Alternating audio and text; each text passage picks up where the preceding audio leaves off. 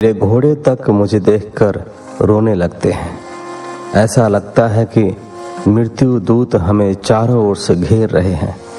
अंतरिक्ष में जैसे आग लगी है, नदी, तालाब और तलैया सूखने लगी हैं। बछड़े गायों का दूध नहीं पीते और गायों ने दूध देना बंद कर दिया है। चारों ओर अकाल की छाया मंडराने लगी है। ऐसे उत्पातों को देखकर लगता है कि जैसे यह भूमि भाग्यहीन होकर भगवान श्री कृष्ण के अभाव में रोने लगी है। इसकी श्री नष्ट हो गई है। भीम राजा युधिष्ठिर को सांत्वना देने लगे। तभी सभी को प्रसन्न करते हुए अर्जुन के आने का समाचार मिला। लगा मानो तपती भूमि को वर्षा के बादलों की गर्जना सुनाई दे गई हो। वे अर्जुन से मिलने के लिए आतुर हो उठे। उसी समय चेहरा लटकाए और आंखों में अश्रु भरे हुए अर्जुन ने वहां प्रवेश किया। अर्जुन की दशा देखकर युधिष्ठिर एकदम से धक्क रह गए। उन्होंने व्याकुल होकर अर्जुन के अभिवादन का उत्तर देते हुए पूछा, पार्थ, सब कुशल तो है? तुम्हारी यह कैसी दशा हो रही है, जैसे तुम लूट पीट कर कहीं से आ रहे हो? बताओ, द्वारकापुरी में सभी कुशल मंगल से तो हैं? तुम बहुत दिनों तक कहाँ रहे? किसी ने तुम्हारा अपमान तो नहीं किया? हे अर्जुन, तुम्हारी आंखों में ये अश्रु क्यों हैं? तुमसे कोई अपराध तो नहीं हो गया? तुम्हारे सखा भगवान श्री कृष्ण और बड़े भैया बलराम तथा उनके सभी परिजन व मित्रगण कैसे हैं? तुम चुप क्यों हो? कुछ बोलते क्यों नहीं? कुछ तो बताओ मुझे। युधिष्ठिर के प्रश्नों की झड़ी से अर्जुन का हृदय व्याकुल हो गया और वह हिचकियां लेकर रोने लगा। भीम और युधिष्ठिर उसकी ऐसी दशा देखकर चिंतित हो उठे। उन्हें लगने लगा कि कहीं अवश्य कोई बड़ा अहित हुआ है। कुछ ऐसा हुआ है जिसे कह पाने की स्थिति में अर्जुन नहीं है। वे दोनों उसे धैर्य बंधाने लगे और पहले उसके स्वस्थ हो जाने की बाट जोहने लगे। अर्जुन जैसे टूट गया था। प्रतीत हो रहा था मानो उसका सर्वस्व लूट गया हो। उसके चेहरे से हताशा साफ झलक रही थी। वह चाह कर भी स्वयं को संभाल नहीं पा रहा था। 15वां अध्याय। श्री कृष्ण के अवसान का दुखद समाचार और पांडवों का परीक्षित को राजगद्दी सौंपकर स्वर्गारोहण। सूत जी ने कहा, भगवान श्री कृष्ण के प्यारे सखा अर्जुन श्री कृष्ण के विरह से अत्यंत दुखी थे। भ्राता श्री युधिष्ठिर के प्रश्नों ने अर्जुन को और भी अधिक दुखी कर दिया। अत्यधिक शोक के कारण अर्जुन का चेहरा मलिन हो रहा था। बड़ी कठिनाई से अर्जुन ने अपने हृदय में उठते हुए शोक के झंझावात को रोका और रुंधे हुए गले से कहा, भ्राताश्री, जिस प्रकार प्राणों के न रहने से यह शरीर मृत हो जाता है, उसी प्रकार आज सखा श्री कृष्ण के न रहने से मेरा यह शरीर मृत प्राय हो रहा है। मेरे जिस प्रबल पराक्रम के सामने बड़े से बड़े शूरवीरों का हृदय दहल जाता था, मेरा वह पराक्रम अब श्री कृष्ण ने छीन लिया है। अभी तक मैंने जो भी वीरता दिखाई, जो भी साहस और धैर्य दिखाया, जो भी बल पराक्रम दिखाया, वह सब मेरे प्रिय सखा श्री कृष्ण के कारण ही था। द्रौपदी स्वयंवर, स्वर्ग विजय, खांडव वनदाह, पितामह भीष्म की पराजय, दुर्योधन के षड्यंत्रों का प्रतिकार, पाशुपात अस्त्र प्राप्त करना, महाभारत युद्ध में शूरवीरों से टक्कर, जयद्रथ वध, अश्वत्थामा के ब्रह्मास्त्र की काट आदि जितने भी पराक्रम मेरे द्वारा किए गए, उनमें मैं कहाँ था? सभी के पीछे प्रिय कृष्ण की महान शक्ति का ही जय घोष था। उस श्री कृष्ण के द्वारा आज मैं ठगा गया हूं। भ्राताश्री, युद्ध भूमि में गुरु द्रोण, शल्य, कर्ण, भूरिश्रवा, सुशर्मा और बाल्हीक आदि वीरों ने असंख्य बाण मुझ पर चलाए, परंतु उन्होंने श्री कृष्ण द्वारा बनाए गए रक्षा कवच के कारण मुझे स्पर्श तक नहीं किया। यह सब प्रिय सखा श्री कृष्ण की छत्र छाया में रहने के कारण ही संभव हो सका था। भ्राताश्री, श्रेष्ठ पुरुष संसार में मुक्ति पाने के लिए जिन चरण कमलों का सहारा लेते हैं, उन्हें मुझ पातकी ने अपने स्वार्थ के लिए अपना सारथी बना लिया। ओह, जिस समय मेरे अश्व थक जाते थे और मैं रथ से उतरकर नीचे खड़ा हो जाता था, उस समय बड़े बड़े महारथी शत्रु भी मुझ पर प्रहार करने का साहस नहीं जुटा पाते थे, क्योंकि श्री कृष्ण के प्रभाव से उनकी बुद्धि कुंद हो जाती थी। सोते जागते, उठते बैठते, खाते पीते, खेलते कूदते, जब कभी भी मैं अपनी अल्प बुद्धि के कारण उन्हें अपना मित्र समझकर कुछ ऐसा वैसा कह बैठता था, तो जैसे पिता अपने पुत्र का अपराध सह लेता है और पुत्र को क्षमा कर देता है, उसी प्रकार वे भी मेरे सारे अपराधों को सह लेते थे और मुझे क्षमा कर देते थे। हे भ्राताश्री, वे मेरे सखा, मेरे प्राण, मेरे हृदय मुझे अनाथ करके मुझसे बहुत दूर चले गए हैं। मैं उन भगवान पुरुषोत्तम से विलग हो गया हूं। युधिष्ठिर और भीम ने चौंक कर पूछा, यह तुम क्या कह रहे हो अर्जुन? क्या श्री कृष्ण अब नहीं रहे? हाँ भ्राताश्री, अर्जुन ने रोते हुए कहा, वो बैकुंठ वासी हो गए हैं। यही नहीं, सारा यदुवंश आपस में लड़ लड़कर मर खप गया है।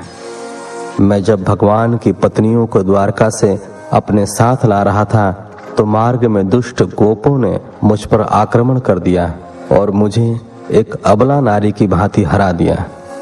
मैं चाह कर भी उनकी रक्षा नहीं कर सका। यह वही मेरा गांडीव धनुष है, वही बाण है, वही रथ है, जिसके सामने बड़े से बड़े शूरवीर राजाओं के सिर झुक जाया करते थे, परंतु श्री कृष्ण के बिना ये सभी एक पल में शक्ति विहीन हो गए हैं। आपने अपने जिन सहृदय द्वारकावासी संबंधियों के बारे में मुझसे पूछा है, वे ब्राह्मणों के शापवश मोहग्रस्त हो गए थे और वारुणी मदिरापान से मदोन्मत्त होकर अपरिचितों की भांति आपस में ही लड़ मरे। यह सब प्रभु श्री कृष्ण की ही लीला है, जो उनके जाते ही संपन्न हो गई। वे प्रजापालक हैं तो संहारक भी हैं। उन्होंने मुझे जो शिक्षाएं दी थीं, वे सभी देश, काल और प्रयोजन के अनुरूप ही थी। उनका स्मरण आते ही चित्त की शांति नष्ट हो जाती है। समझ में नहीं आता कि अब हम क्या करेंगे। सूत जी ने कहा, इस प्रकार अपनी हृदयगत प्रेम पूर्ण भावनाओं को श्री कृष्ण के चरण कमलों में अर्पित कर अर्जुन का हृदय कुछ शांत हो गया। श्री कृष्ण के प्रति उनकी प्रेमा भक्ति और भी अधिक बढ़ गई। भक्ति के आवेग ने मन के सारे विकारों को नष्ट कर दिया। माया का आवरण नष्ट हो गया और वे द्वैत के संशय से मुक्त हो गए। अर्जुन ने माता कुंती के पास जाकर द्वारका का सारा वृतांत सुनाया तो उन्हें बहुत दुख हुआ। उन्होंने अपने हृदय को अनन्य भक्ति से श्री कृष्ण की स्मृति में लगा दिया। युधिष्ठिर ने अपने सभी भ्राताओं और पत्नियों तथा माता कुंती से परामर्श करके स्वर्गारोहण का निश्चय किया। जब भगवान श्री कृष्ण ने ही अपना लक्ष्य पूरा करके पृथ्वी लोक सदैव के लिए त्याग दिया, तब उनके बने रहने का यहाँ कोई औचित्य नहीं था। उन्होंने अपने विनयी पौत्र परीक्षित को बुलाकर उससे हस्तिनापुर का राज सिंहासन सौंप दिया और मथुरा में शूर सेनाधिपति के रूप में अनिरुद्ध के पुत्र वज्र का अभिषेक कराया।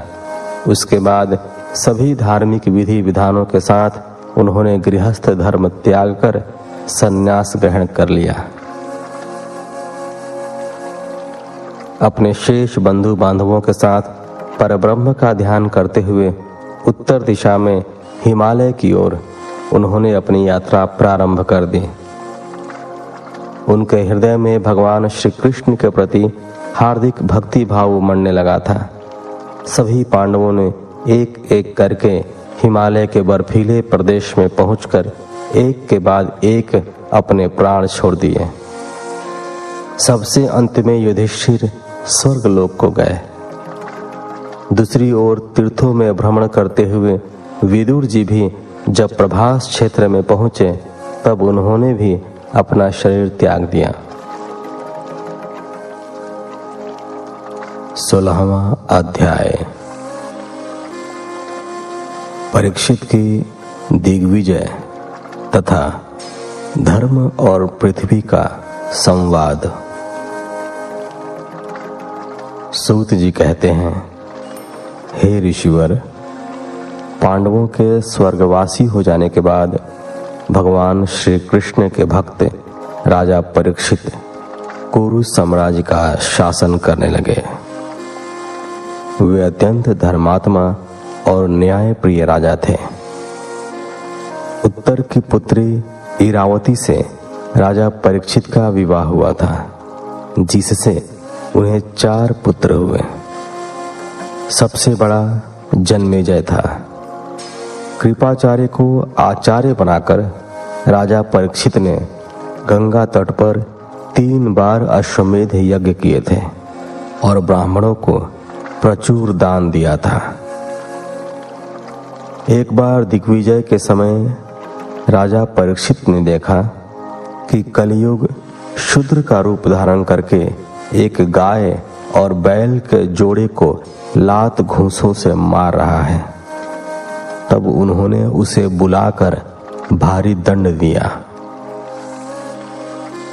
शौनक ऋषि ने पूछा, सूत जी, महाराज परीक्षित ने कलियुग को दंड देकर क्यों छोड़ दिया? उसे तभी मार क्यों नहीं डाला? गाय को लात मारने वाला वह नीच ही था। उसके काल में मनुष्य का जीवन अल्प है, फिर भी वह मोक्ष की कामना करता है। मृत्यु के भय से ग्रसित इस युग में भगवान की अमृतमयी लीला का श्रवण करके वह अपना उद्धार कर सके, कुछ ऐसा सुनाइए, अन्यथा जीवन व्यर्थ ही जा रहा है।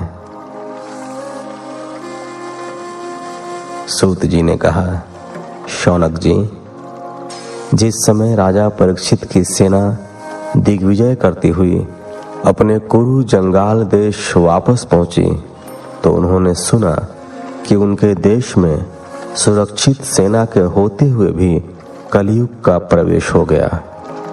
वे तत्काल अपने श्याम वर्ण के अश्व पर सवार हो तथा अस्त्र शस्त्र से लैस होकर उससे युद्ध करने के लिए निकल पड़े। एक विशाल चतुरंगड़ी सेना उनके पीछे पीछे चल रही थी।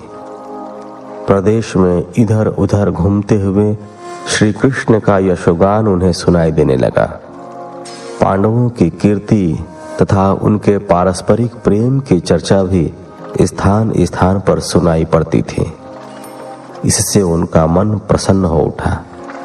जगह जगह से लोग उपहार देने के लिए उनके निकट आते थे तो वे उसे बड़े प्रेम से स्वीकार कर लेते थे।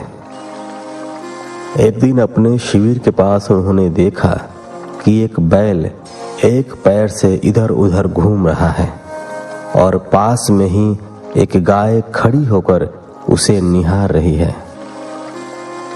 पुत्र की दशा देखकर गाय की आंखों से अश्रु झर रहे हैं।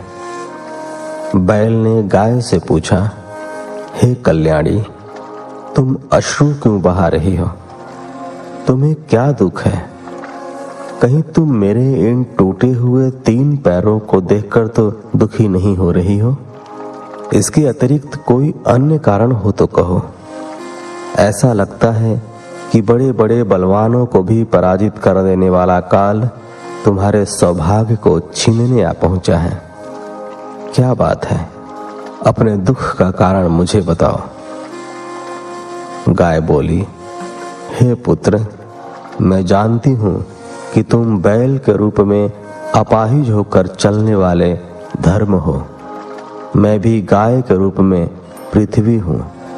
जिस भगवान गोपाल श्री कृष्ण के सहारे तुम पृथ्वी पर अपने चारों पैरों से विचरण करते थे और जन जीवन में सत्य, दया, क्षमा, पवित्रता, त्याग, संतोष, सरलता, शांति, शक्ति, वैराग्य, साधना, समता, सहनशीलता, संयम, विवेक, ज्ञान, ऐश्वर्य, वीरता, तेज, स्मृति, स्वाधीनता, धैर्य, कोमलता, निर्भीकता, विनय, शील, साहस, उत्साह, सौभाग्य, गांभीर्य, स्थिरता, आस्तिकता, कीर्ति, गौरव और अहंकार विहीनता के गुणों को व्यापक रूप से फैलाया करते थे और एक पल के लिए भी अपने कर्तव्य से विलग नहीं होते थे। उन सभी गुणों को भगवान श्री कृष्ण ने जैसे समेट लिया है और इस संसार में पापी कलयुग का प्रवेश हो गया है। इसी कारण मुझे गहरा दुख हो रहा है। मुझे ऐसा लग रहा है कि मेरे सौभाग्य का अब अंत हो गया है। गोपाल श्री कृष्ण ने मुझे अभागिन की भांति छोड़ दिया है। उनका विरह ही मेरे दुख का कारण है। राजा परीक्षित एक ओर खड़े होकर गाय रूपी पृथ्वी और बैल रूपी धर्म का वार्तालाप सुनने लगे। 17वां अध्याय। महाराज परीक्षित द्वारा कलयुग का दमन। सूत जी ने कहा, उसी समय राजवेशधारी कलयुग शूद्र के रूप में हाथ में डंडा लिए वहां आया और गाय बैल के जोड़े को देखकर पीटने लगा। कभी वह डंडा मारता तो कभी लात घूंसे मारने लगा, जैसे वही उनका स्वामी हो। वे दोनों उसकी मार से अत्यंत दीन हो रहे थे। मार की पीड़ा से बार बार मल मूत्र त्याग कर रहे थे। उसी समय राजा परीक्षित ने धनुष पर बाण चढ़ाकर उसे ललकारा, अरे दुष्ट, तू कौन है जो बलवान होकर भी मेरे राज्य में इन दुर्बल प्राणियों पर बल प्रयोग कर रहा है? तेरी वेशभूषा तो राजा जैसी है, पर तेरे कर्म शूद्रों जैसे हैं। आज दादा श्री अर्जुन और भगवान श्री कृष्ण नहीं है तो क्या हुआ? निरपराधों पर प्रहार करने वाले को इस साम्राज्य का स्वामी परीक्षित अपराधी मानता है, अतः तू वध करने योग्य है। राजा की ललकार सुनकर कलयुग ठहर गया और राजा की ओर निर्भीकता से देखने लगा। तभी राजा ने बैल रूपी धर्म से पूछा, हे श्वेतवर्णी, 3 पैरों के टूटने पर भी आप एक पैर से चलते फिरते हैं। यह देखकर मुझे बड़ा कष्ट हो रहा है। आप बैल के रूप में कौन हैं? आप यह न समझिए कि भूमंडल से कुरुवंशी नरपतियों का बाहुबल नष्ट हो गया है। वह अभी भी सुरक्षित है। हे धेनुपुत्र, आप शोक न करें। इस शूद्र से आप निर्भय हो जाएं। गौ माता को कष्ट देने वालों को मैं भयानक दंड देने वाला हूं। जिस राज्य में दुष्टों के उपद्रव से वहां की प्रजा दुखी और त्रस्त रहती है, उस राज्य के राजा की कीर्ति, आयु, ऐश्वर्य और परलोक शीघ्र नष्ट हो जाता है। राजा का परम धर्म जनता का दुख दूर करना है और दुष्टों का संहार करना है। अतः मैं इसे मार डालूंगा। जो उद्दंड व्यक्ति निरपराध और निरीह प्राणियों को दुखी करता है, वह चाहे साक्षात देवता ही क्यों न हो, मैं बाजूबंद से विभूषित उसकी भुजा को काट डालूंगा। बिना किसी आपत्ति काल के मर्यादा का उल्लंघन करने वाले को दंड देना राजा का परम कर्तव्य है। बैल रूपी धर्म ने कहा, राजन, आप महाराज पांडु के वंशज हैं।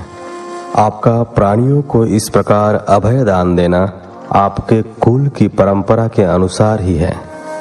जिनके सारथी भगवान श्री कृष्ण रहे हों, वे पांडव सदैव धर्म के रक्षक रहे हैं। जो लोग परमात्मा से अपने आप को अलग नहीं मानते, वे कभी दुखी नहीं होते। कुछ लोग कर्म को, कुछ भाग्य को, कुछ स्वभाव को और कुछ परमात्मा को ही दुख का कारण मानते हैं। दुख को तर्क और वाणी से नहीं जाना जा सकता। जिस युग में सत्कर्मों का ह्रास होने लगता है, वहां धर्म भी अपने 3 पैरों को तुड़ा बैठता है। सूत जी बोले, शौनक जी, धर्म का ऐसा प्रवचन सुनकर राजा परीक्षित तत्काल समझ गए कि उनके सम्मुख साक्षात धर्म ही खड़ा है। शांत चित्त होकर राजा परीक्षित ने धर्म से कहा, धर्म का तत्व जानने वाले हे वृषभदेव, आप स्वयं धर्म होकर भी धर्म का उपदेश दे रहे हैं। हे धर्मदेव, सतयुग में आपके 4 चरण तप, पवित्रता, दया और सत्य सुरक्षित थे। इस कली काल में अधर्म के अंश, गर्व, आसक्ति और मद से आपके 3 चरण नष्ट हो गए हैं। अब आपका एक ही चरण सत्य शेष है।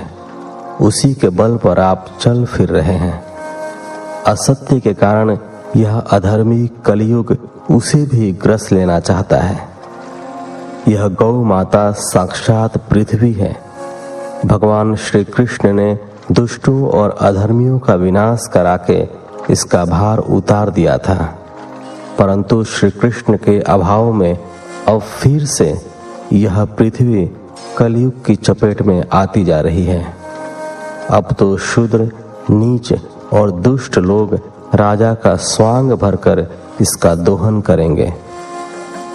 भाव यही है कि कलयुग के आने से दुष्ट और नीच लोगों की बन आएगी और वे अपने अत्याचारों से इस धरती पर फिर से अधर्म का राज्य स्थापित करने से बाज नहीं आएंगे।